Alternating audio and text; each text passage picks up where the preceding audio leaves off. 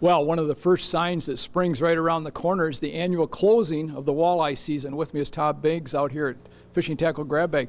Tom, mid-March, that's when the season closes, and there's usually a frantic rush the last 2 weeks before that happens to catch some walleye. Well, March 15th is the closing date. Yep. Doesn't reopen again until the last Saturday in April. And there will be some heavy activity around the last few days. They'll be fishing open water, of course, on the bay.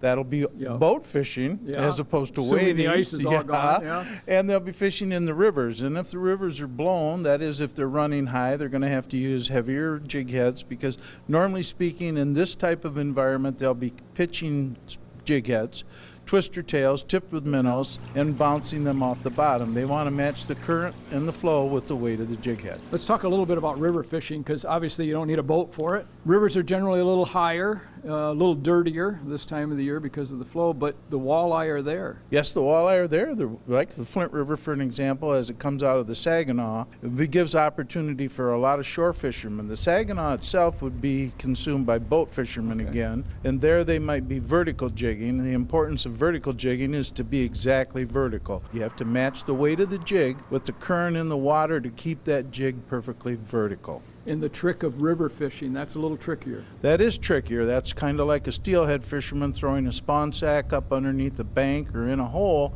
You've got to keep the jig off the bottom from locking up on the bottom, but still moving fast enough to attract a hungry walleye. River fishing can produce some pretty big fish. This time of the year it can produce some beautiful The fish. females are up there spawning. Yes, they are. All right, appreciate the information, Tom. Well, again, it's another great way to get out of the house, a little walleye fishing before the season closes. For ABC 12 News, I'm Tom Wright from Williams Gun Sight Company. Back again next week.